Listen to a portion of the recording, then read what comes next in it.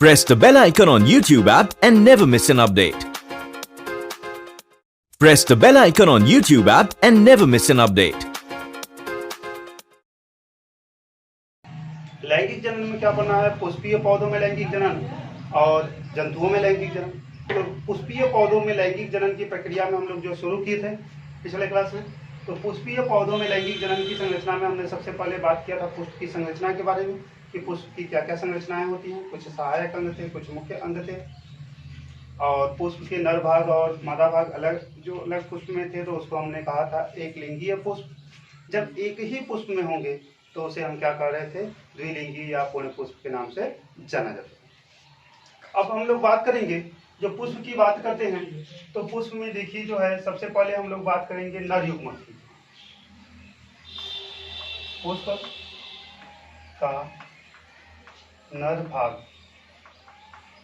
या नर अंग, ठीक है, मेल पार्ट ऑफ फ्लावर, ठीक है। पुष्प का क्या करेंगे? मेल पार्ट की बात करेंगे। जो मेल पार्ट है, नर भाग है, उसकी हम बात करेंगे, पुष्प का नर भाग।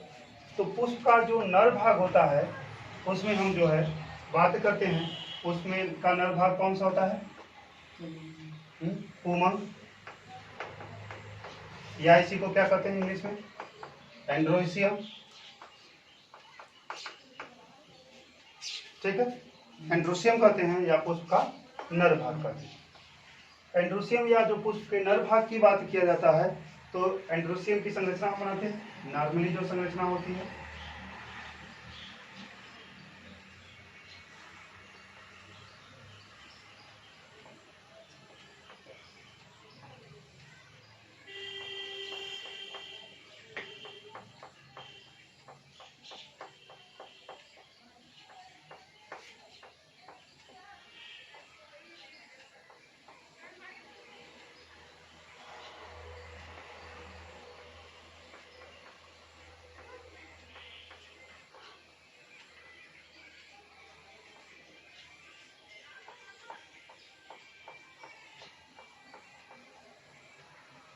ठीक है, पुष्प का नर भाग जिसके हम क्या कहते हैं? पुमंग या एंड्रोसियम। इसके दो पार्ट होते हैं। पुष्प के नर भाग के कितने पार्ट होते हैं? दो पार्ट। कौन कौन से हैं? इसे देखिए, फिलामेंट जिसको कहते हैं पूतंत्र,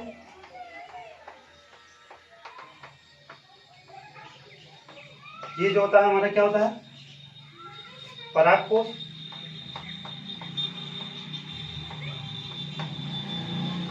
जिसको कहते हैं पॉलन साइट। इसको कहते हैं जो दोनों दो परागकोश में दो लोग होते हैं, जो दोनों एक दूसरे से जुड़े होते हैं, उसे हम क्या कहते हैं? संयोजी, कनेक्टिव।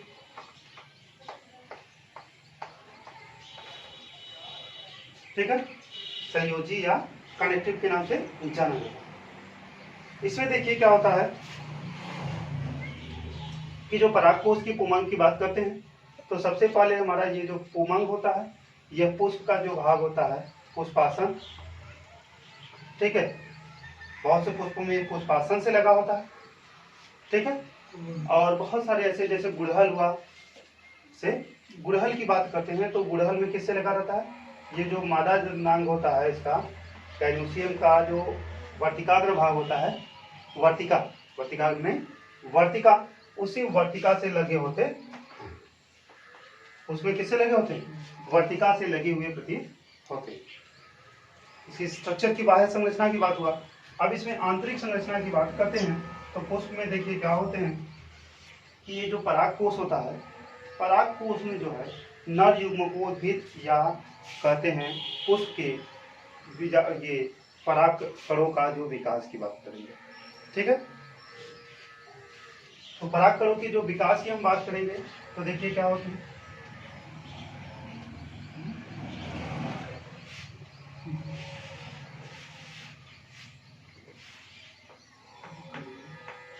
नर युग्मकोड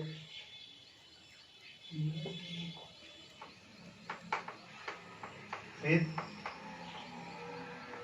या इसी को कहते हैं सूक्ष्म बीजाणु जनन,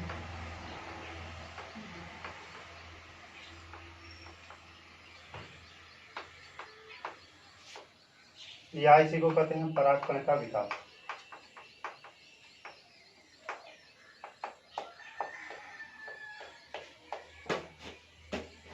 ठीक है, माइक्रो जीनेसिस,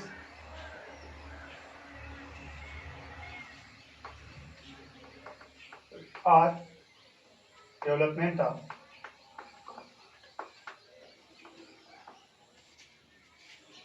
pollen grain।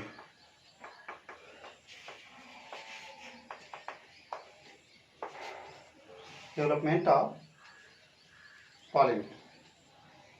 ठीक है, सूक्ष्म बीजाणु जनन या परागकण का विकास।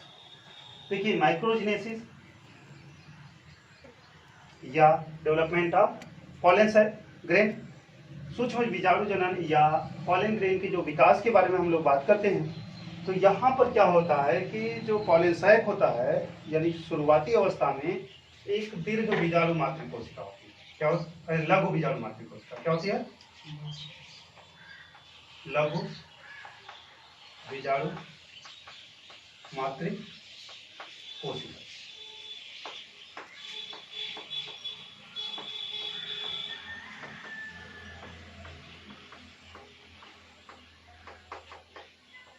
और ये जो लघु बीजाणु मात्र कोशिका होता है वो कैसा होता है? द्विगुणित अवस्था। कैसा होता है? द्विगुणित 2n के रूप में। फिर ये जो लघु बीजाणु मात्र कोशिका होता है उसमें क्या होते हैं? अर्धसूत्री विभाजन, मियोसिस होते हैं। अर्धसूत्री विभाजन के फलस्वरूप इनमें क्या होते हैं? 4 अगुणित कोशिकाओं का निर्माण। ठीक, ये जो 4 अगुणित कोशिकाएं इसी प्रकार से ढेर सारे मात्र की कोशिकाएं होती हैं और ढेर सारे छोटे छोटे कणों का अगुणित कोशिकाओं का निर्माण करते हैं, जिसे हम क्या कहते हैं कि ये प्रोसेस जो होती है यही हमारा दीर्घ बीजाणु जनन के अंतर्गत, लघु बीजाणु जनन के अंतर्गत आता है। और इसके फलस्वरूप जो लघु बीजाणु जनन की प्रक्रिया होती है, इसमें जो है लघु बीजाणु स्पोर बनते हैं, लघु बीजाणु जनन, फिर उसके बाद लास्ट में जो बनता है तो पॉलन ग्रेन बनता है, यानी कि परागकण बनते हैं। और ये जो परागकण होते हैं क्या होते हैं? परागकोश के अंदर परिपक्व होते हैं। कहाँ पे? परागकोश के अंदर परिपक्व होते हैं। जब परागकोश के अंदर ये परिपक्व होते हैं तो परिपक्वन के फलस्वरूप जो है ये जो परागकोश होता है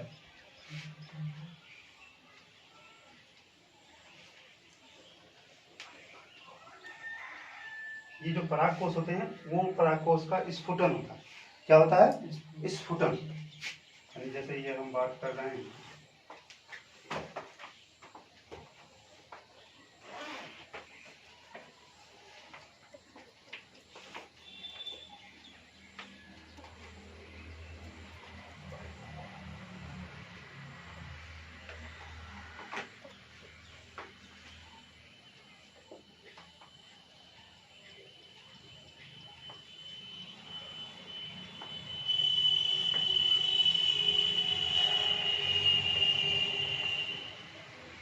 ठीक है, स्फुटन होता है। जब ये स्फुटन होता है तो ये जो परागकण होते हैं ये क्या होते हैं?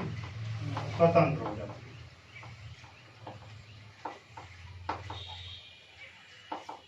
मुक्त हो जाते हैं। और ये परागकण जो होते हैं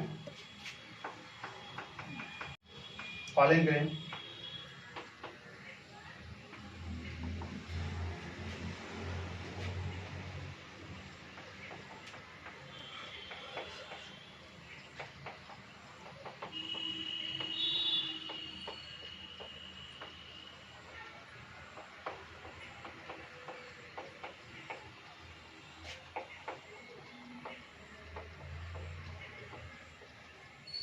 ठीक है, परागकोश का जब स्फुटन होता है तो परागकण स्वतंत्र होते हैं और स्वतंत्र होने के फलस्वरूप ये कहाँ चले जाते हैं?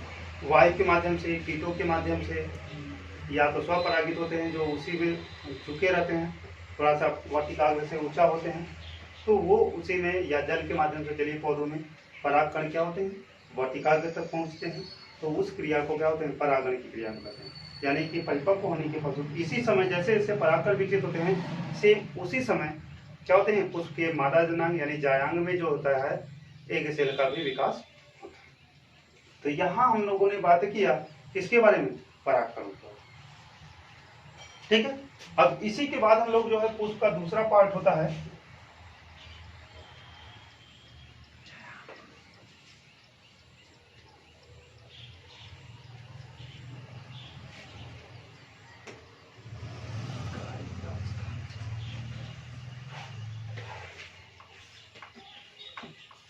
पुष्प का मादा भाग या अंग। ठीक है, या इसी को हम कहते हैं जायांग। फीमेल पार्ट ऑफ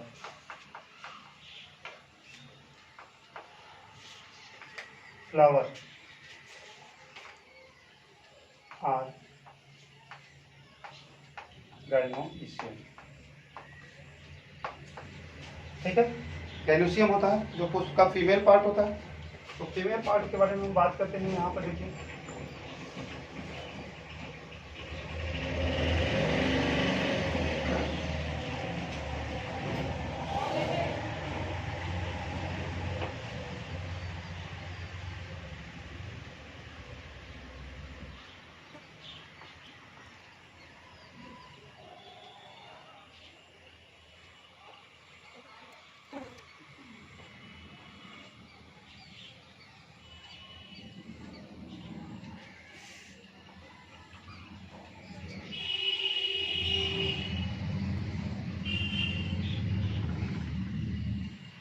ठीक है, ये फीमेल का पार्ट होता है पुष्प का। सबसे ऊपर जो होता है हमारा क्या होता है, स्टिग्मा, स्टाइल, ओवरी, ओव्यूल।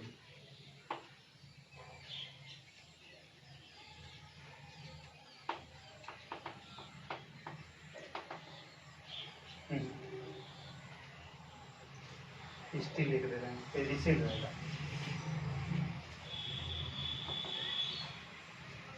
तो ये जो फीमेल पार्ट होते हैं पुष्प के, जिसको हम लोग सम्मिलित रूप से क्या कहते हैं, गाइनोसियम।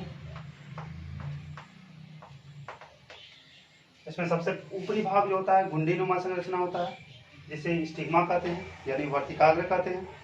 दूसरा पार्ट होता है जो नलिका के समान संरचना होता है, जो वर्तिकाग्र और ओवरी को यानी अंडाशय को जोड़ने का कार्य करता होता है, जिसे स्टाइल वर्तिका कहते हैं। सबसे निचली भाग जो होता है गोलाकार या अंडाकार होता है, जिसे ओवरी या अंडाशय कहते हैं।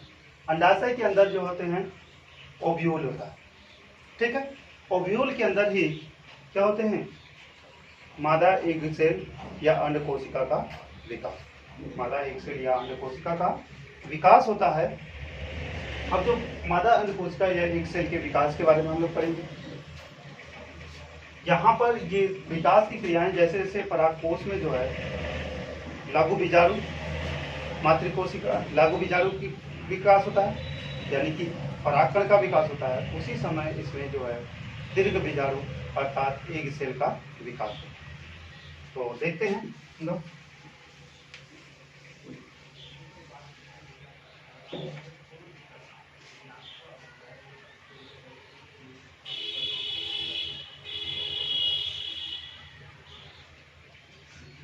अब हम लोग पढ़ेंगे दीर्घ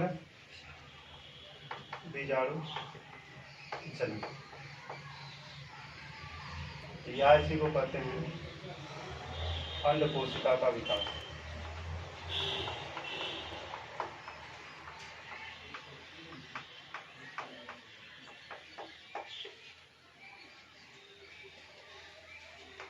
mega स्पोरो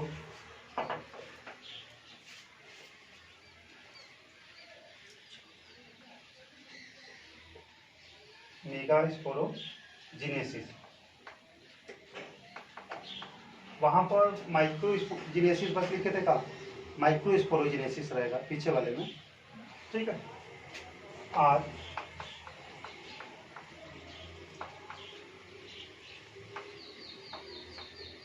development of egg cell. तो देखिए सबसे पहले क्या होते हैं इनमें हम बात करेंगे, तो ध्यान से देखिए। एक होता है दीर्घ बीजाणु मातृ कोशिका,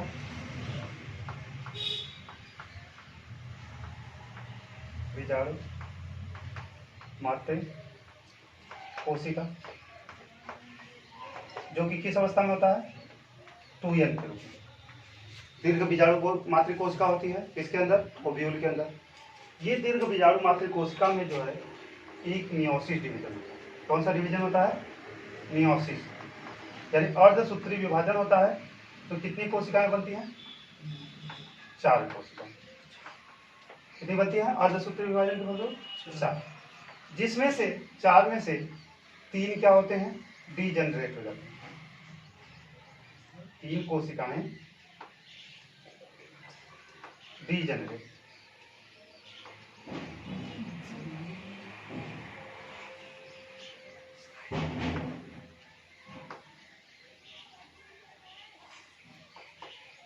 डीजनरेट यानी नष्ट हो जाती है।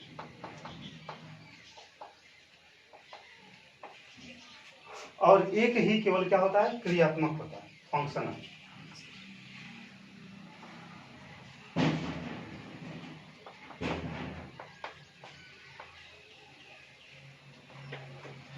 फंक्शनल होता है। एक क्या होता है, क्रियात्मक या फंक्शनल। तो देखिए एक जो क्रियात्मक या फंक्शनल होता है उसमें क्या होता है, ये यन के रूप में है सभी कोशिकाएं। अब इनमें फिर से मियोसिस की जगह अब क्या होगा, माइटोसिस, समसूत्री विभाजन। क्या होगा, समसूत्री विभाजन।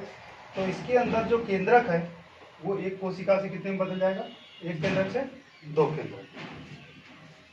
पुनः इनमें डिवीजन फिर से होगा, माइटोसिस। ठीक, अब क्या होगा, ये जो 2 केंद्रक है वो किसमें चेंज हो जाएगा, 4 केंद्रक में। ठीक, 4 केंद्रक में फिर से डिवीजन होगा, माइटोसिस ही। अब इसके बाद क्या होगा, ये बदल जाएगा किसमें, 8 कोशिकाओं केंद्रकों में।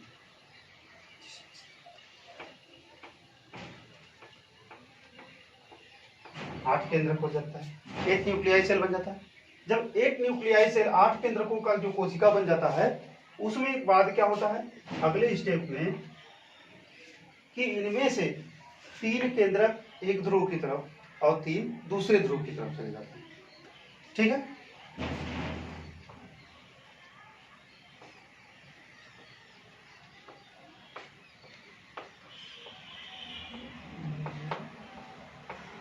और 2 केंद्रक क्या हो जाते हैं, बीच में रहते हैं।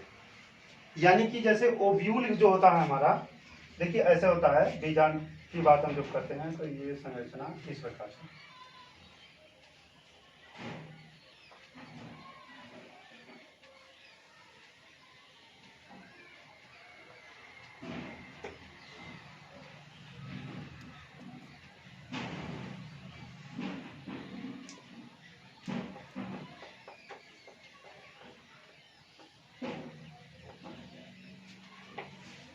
ठीक है, ये संरचना इस प्रकार से हो जाती है। व्यूल की जो संरचना होती है ऐसी हो जाती है। यहाँ पे जो संरचना होती है, इधर क्या होता है, बीजांड द्वार होता है। क्या होता है, बीजांड द्वार, और नीचे क्या होता है, निभाग। ठीक है, क्या होता है, बीजांड द्वार और निभाग। तो इसमें से 3 केंद्रक जो होते हैं किधर की तरफ जाते हैं, ये जो हमारा होता है 3 केंद्रक चले जाते हैं बीजांड द्वार की तरफ और ऊपर की तरफ, और 3 क्या हो जाते हैं नीचे की तरफ। तो जो नीचे की तरफ आते हैं निभाग की तरफ, उसको क्या कहते हैं, प्रतिमुख कोशिका। क्या कहते हैं, प्रतिमुख कोशिका।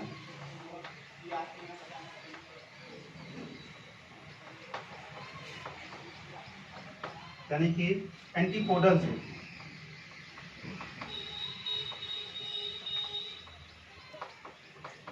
ठीक, और जो बीजांड द्वार की तरफ चली जाती हैं उसको कहा जाता है अंड समुच्चय, एग अपैरेटस। क्या कहते हैं, एक अपराटस सम्मिलित रूप से तीनों में, लेकिन इसमें जो मध्य में सबसे बड़ी कोशिका होती है उसको कहा जाता है एग सेल।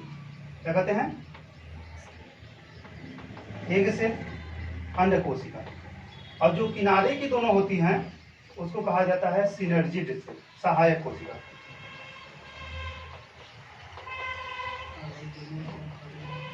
इसको क्या कहेंगे?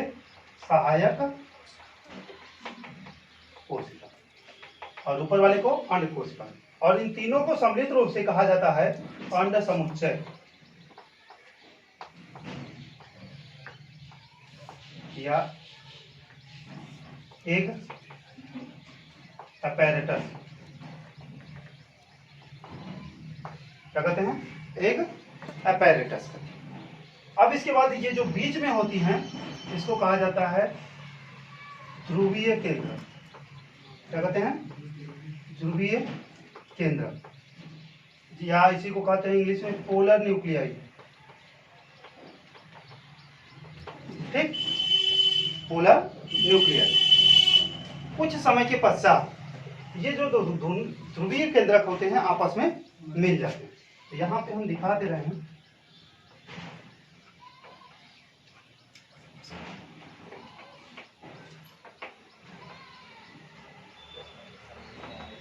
ये दोनों आपस में मिल जाते हैं।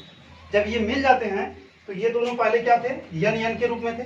ये भी यन के रूप में था, ये भी यन के रूप में था, अवृत था। अब ये दोनों जब मिल गए तो ये 2n के रूप में हो गया। किस रूप में हो गया?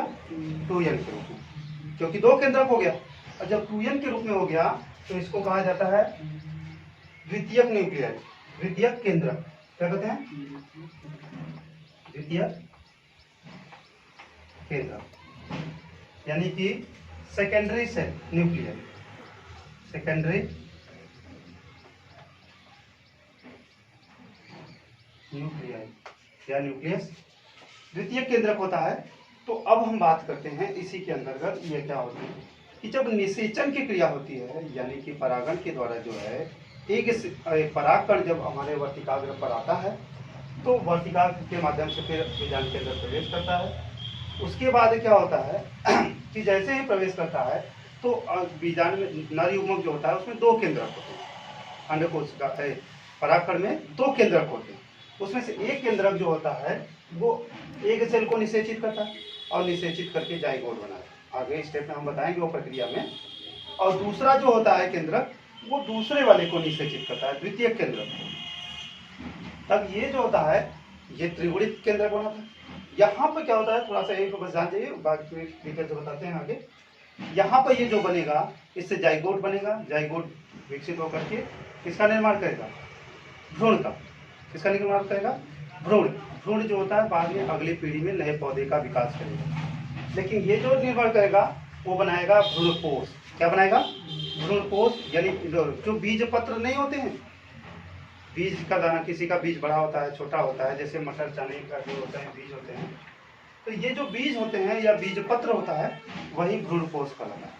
क्या कहलाता है? भ्रूणपोष। और ये जो भ्रूणपोष होता है वो भोजन संचित करने का कार्य करता है। भोजन संचित क्यों करता है? ताकि जब हम बीज को अगली पीढ़ी में जब हम लगाएं तो वो जब जर्मिनेट करता है, उगता है, तो उस समय उसमें पत्तियां तो होती नहीं, तो प्रकाश संश्लेषण की क्रिया होती नहीं, तो उस समय के लिए वो भोजन संचित करने का कार्य करता है, ताकि जब बीज अंकुरित हो तो उसको भोजन प्राप्त हो सके। तब तक के लिए वो भोजन संचित करता है जब तक उसमें पत्तियां नहीं, और वही भोजन जो है उसमें स्टोर होता है। तो इस प्रकार से एग सेल के विकास के बारे में अब हम लोग जो है परागकण का विकास पढ़ लिए, नॉर्मली दीर्घ बीजाणु जनन या अंड कोशिका के विकास के बारे में पढ़ लिए। ठीक है, अब इसके बाद हम लोग जो बात करेंगे वहाँ पे इनके विकास के बाद जो है सिलेबस के हिसाब से जो इस बार है उसके हिसाब से बताया जा रहा है। ठीक है, इसके बाद की प्रक्रिया में क्या होगा कि जो ये प्रक्रम हम जोड़ेंगे उस प्रक्रम के तहत जो है हमारा चलेगा अगला टॉपिक जो है परागण, क्योंकि दोनों का विकास हो गया। परागण की बात करेंगे तो परागण के बारे में क्या होता है। ठीक है, फिगर बना लीजिएगा। ठीक है,